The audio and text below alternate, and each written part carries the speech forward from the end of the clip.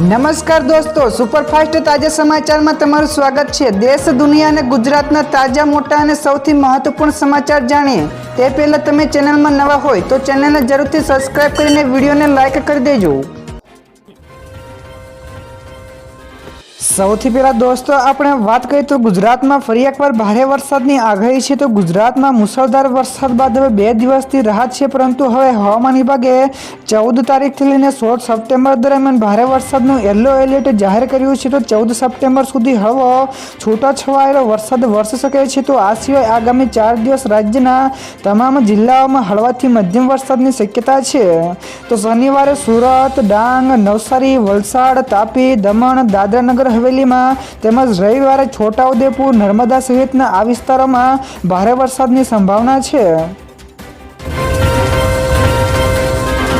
તો દોસ્તો બીજા સૌથી મોટા સમાચાર સામે આવ્યા છે। રાજ્યમાં પાન અને મસાલાના વેચાણ તેમજ સંગ્રહ અને વિતરણ ઉપર પ્રતિબંધ। જ્યાં દોસ્તો ગુજરાતમાં ગુટકા, તમાકુ કે નિકોટિન યુક્ત પાન મસાલાના વેચાણ, સંગ્રહ અને વિતરણ ઉપર ફૂડ સેફ્ટી સ્ટાન્ડર્ડ એક્ટ 2006 હેઠળ તથા તેના રેગ્યુલેશન 2011 હેઠળ વધુ 1 વર્ષ માટે પ્રતિબંધ મુકાયો છે।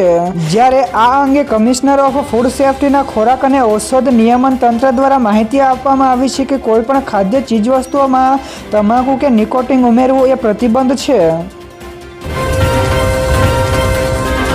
તો દોસ્તો ત્યાર પછી આગળ વધુ એક સૌથી મોટા સમાચાર। બનાસકાંઠા માટે 1000 કરોડની સહાય આપે સરકાર। જ્યાં દોસ્તો બનાસકાંઠામાં સાંસદ પોતાના મત વિસ્તારમાં આવેલી કુદરતી આપદામાં સાથ આપવા માટે જનતાની વચ્ચે પહોંચ્યા હતા। જેમાં ગેનીબેન ઠાકોરે ટ્રેક્ટરમાં બેસીને પૂરગ્રસ્ત વિસ્તારોની મુલાકાત લીધી હતી અને આ દરમિયાન તેમણે જણાવ્યું કે અમે ખેડૂતો, પશુપાલકો અને જેના ઘરો પડી ગયા હોય તેવા લોકો માટે 1000 કરોડનું સહાયનું પેકેજ જાહેર કરવા માટે સરકાર પાસે માંગણી કરી રહ્યા છીએ। તો અમે વિસ્તારમાં ફરીને જરૂરિયાતમંદોને પણ મદદ કરી રહ્યા છીએ। તો દોસ્તો બીજા સૌથી અગત્યના સમાચાર સામે આવ્યા છે। E20 પેટ્રોલથી વાહનોને નુકસાન થાય છે કે નહીં તે અંગે નીતિન ગડકરીનું મોટું નિવેદન। જ્યાં દોસ્તો પરિવહન મંત્રી નીતિન ગડકરીએ જણાવ્યું હતું કે E20 પેટ્રોલ સુરક્ષિત છે અને રેગ્યુલેટર્સ તથા ઓટોમોબાઈલ પ્રોડ્યુસર્સ બંને દ્વારા સમર્થિત છે। તો E20 પ્રોગ્રામ વિશે સંપૂર્ણ સ્પષ્ટતા પણ ARAI અને સુપ્રીમ કોર્ટને પણ અપાઈ છે। તો સોશિયલ મીડિયા ઉપર એક પેડ કેમ્પેન ચલાવવામાં આવી રહ્યું છે, જેનો ભોગ હું બન્યો છું। તો સોશિયલ મીડિયામાં E20 પેટ્રોલથી માઇલેજમાં ઘટાડો તેમજ એન્જિનને પણ નુકસાન થાય છે તેવી અફવાઓ ફેલાઈ રહી છે।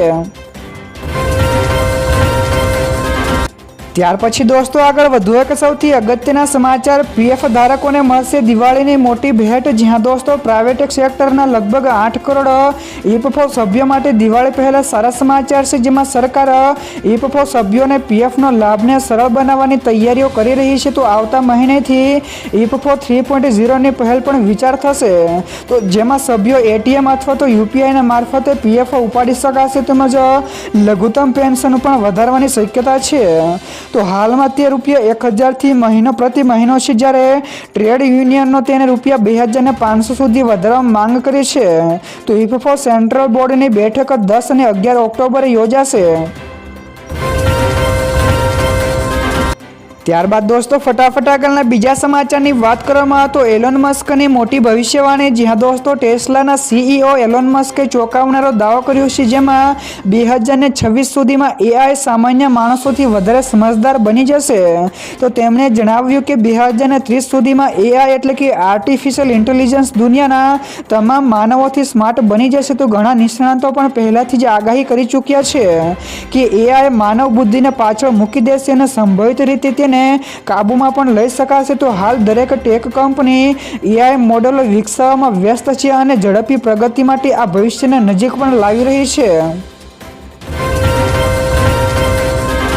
તો દોસ્તો બીજા સૌથી મહત્વપૂર્ણ સમાચાર સામે આવ્યા છે। આજે ગુજરાત આવશે રાહુલ ગાંધી। જ્યાં દોસ્તો ગુજરાતમાં 2027માં વિધાનસભાની ચૂંટણી યોજાવાની છે, જેની તૈયારી તમામ પક્ષોએ શરૂ કરી છે। તો ગુજરાત કોંગ્રેસના નવનિયુક્ત પ્રમુખોને પ્રશિક્ષણ આપવા માટે જૂનાગઢની ભવનાથ તળેટીમાં આવેલા પ્રેરણાધામ આશ્રમમાં 10 સપ્ટેમ્બરથી 19 સપ્ટેમ્બર સુધી શિબિર યોજાઈ રહી છે।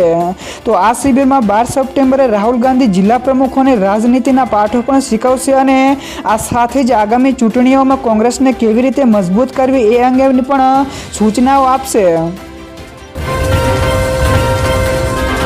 તો દોસ્તો ત્યાર પછી આગળ વધુ એક સૌથી મહત્વપૂર્ણ સમાચાર ગુજરાત શિક્ષણ બોર્ડનો મહત્વપૂર્ણ નિર્ણય। જી હા દોસ્તો, ગુજરાત માધ્યમિક અને ઉચ્ચતર માધ્યમિક શિક્ષણ બોર્ડે વિદ્યાર્થીઓ માટે મહત્વપૂર્ણ સુવિધાઓ શરૂ કરી છે। તો હવે માર્કશીટ અને પ્રમાણપત્રમાં નામ, અટક, જન્મ તારીખ સહિતના સુધારા તેમજ વેરિફિકેશનની પ્રક્રિયા સંપૂર્ણપણે ઓનલાઈન થશે। તો ફી ભરવા માટે પણ બેંકમાં જવાની જરૂર નહીં પડે।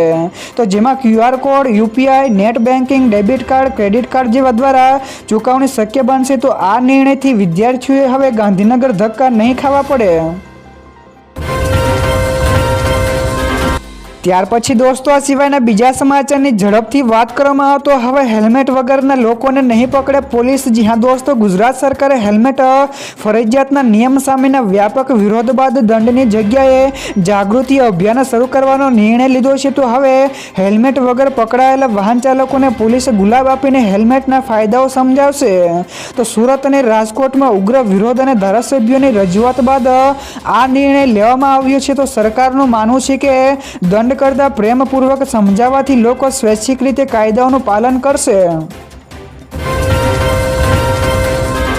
તો દોસ્તો બીજા સૌથી મોટા સમાચાર સામે આવ્યા છે। ગુજરાતથી સ્પેશિયલ ટ્રેન પંજાબ માટે રવાના થઈ। જ્યાં દોસ્તો પંજાબમાં ભયાનક પૂરની સર્જાયેલી પરિસ્થિતિને ધ્યાનમાં રાખીને ગુજરાત સરકારે માનવતાના ધોરણે મદદ મોકલવાનો નિર્ણય લીધો છે। તો ગાંધીનગર રેલવે સ્ટેશનથી ખાસ ટ્રેન મારફતે પૂરગ્રસ્ત વિસ્તારોમાં શુદ્ધ પીવાનું પાણી, ખાદ્ય સામગ્રી, કપડાઓ, દવાઓ તેમજ આવશ્યક ચીજવસ્તુઓ મોકલાઈ છે। તો આ સહાયથી પંજાબના હજારો પ્રભાવિત પરિવારોને તાત્કાલિક ધોરણે રાહત મળશે। તો ગુજરાત સરકારે માનવ સેવા ધર્મ નિભાવતા આ સહાય પહોંચાડવા માટે વિશેષ વ્યવસ્થા કરી છે। તો દોસ્તો ત્યાર પછી આગળ વધુ એક સૌથી મોટા સમાચાર, રાજ્યને મળી 28 અદ્યતન મોબાઈલ ફોરેન્સિક વાન। જી હા દોસ્તો, ગાંધીનગરમાં મુખ્યમંત્રી ભૂપેન્દ્ર પટેલે ગૃહ રાજ્યમંત્રીની ઉપસ્થિતિમાં રાજ્યના જિલ્લાઓમાંથી 28 જેટલા અદ્યતન મોબાઈલ ફોરેન્સિક વાનનું લોકાર્પણ કર્યું હતું। તો આ વાનમાં DNA ટેસ્ટ, NDPS કેસોની તાત્કાલિક તપાસ તેમજ આગ કે અકસ્માત સ્થળેથી પુરાવા એકત્ર કરવાની સુવિધા સહિતના અદ્યતન સાધનો છે। તો નવા ફોજદારી કાયદા હેઠળ 7 વર્ષથી વધારે સજાપાત્ર ગુનામાં ફરજિયાત ફોરેન્સિક તપાસ માટે આ વાન ઝડપી તપાસમાં મદદરૂપ થશે। તો દોસ્તો બીજા સૌથી અગત્યના સમાચાર સામે આવ્યા છે। યુરોપિયન યુનિયને ભારત અંગે ટ્રમ્પનો પ્રસ્તાવ ઠુકરાવ્યો। જી હા દોસ્તો, યુરોપિયન યુનિયને રશિયા અને યુક્રેનના યુદ્ધને રોકવા માટે ભારત ઉપર 100% ટેરિફના ટ્રમ્પના પ્રસ્તાવને ઠુકરાવ્યો છે। તો યુરોપિયન યુનિયને કહ્યું કે વેપાર નીતિને રાજકીય હથિયાર ન બનાવવી જોઈએ। તો ભારત અને ચીન જેવા મોટા ભાગીદાર દેશો ઉપર આર્થિક પ્રતિબંધો આંતરરાષ્ટ્રીય સપ્લાય ચેન ઉપર નકારાત્મક અસર કરશે। જો કે યુરોપિયન યુનિયને રશિયા સામે નવા પ્રતિબંધો ચર્ચા કરી રહ્યું છે। તો યુરોપિયન યુનિયન વેપાર નીતિને ભૂ રાજકીય વિવાદોનો ભાગ બનાવવા માંગતું નથી। ત્યાર પછી દોસ્તો આગળ વધુ એક સૌથી અગત્યના સમાચાર મળ્યા છે। પીએમ મોદી ફરી એકવાર આવશે ગુજરાત। જી હા દોસ્તો, વડાપ્રધાન નરેન્દ્ર મોદી 20 સપ્ટેમ્બરે ભાવનગરની મુલાકાતે આવશે। તેઓ ગુજરાત મેરીટાઈમ બોર્ડ એટલે કે GMB અને શિપિંગ સંબંધિત કાર્યક્રમોમાં હાજરી આપશે તથા આશરે ₹100 કરોડના વિકાસ કાર્યોનું ખાતમુહૂર્ત કરશે।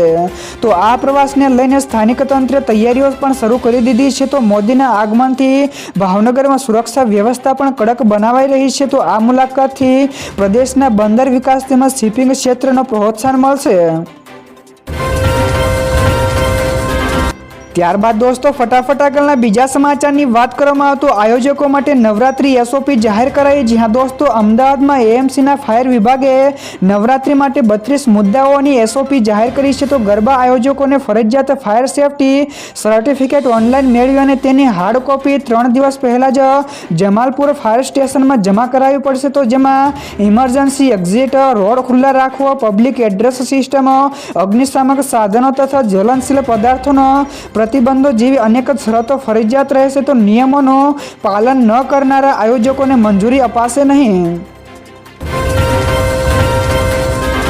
તો દોસ્તો બીજા સૌથી મહત્વપૂર્ણ સમાચાર શેર માર્કેટ વિશે પણ મળ્યા છે. તો ગઈકાલે શેર બજાર ગ્રીન ઝોનમાં બંધ થયું હતું, જેમાં શેર બજાર બંધ થતી વખતે સેન્સેક્સ 107 પોઈન્ટના ઉછાળા સાથે 81,532 પોઈન્ટ ઉપર ટ્રેડ થઈ રહ્યો હતો. તો આ ઉપરાંત નિફ્ટી પણ સામાન્ય ઉછાળા સાથે બંધ થયો હતો અને નિફ્ટી 32 પોઈન્ટના મામૂલી ઉછાળા સાથે 25,005 પોઈન્ટ ઉપર ટ્રેડ કરી રહ્યો છે.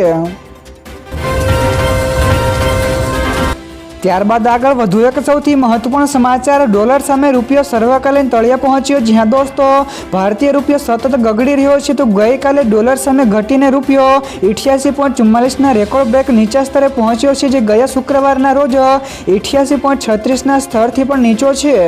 તો આ ઘટાડો એ બતાવે છે કે અમેરિકી ટેક્સીસ ભારતની અર્થવ્યવસ્થાને કેટલી અસર પહોંચાડી રહી છે. તો નિકાસ ઘટવાથી વિદેશી આવકમાં પણ ઘટાડો થયો છે, જેના કારણે રૂપિયો વધુ નબળો બન્યો છે.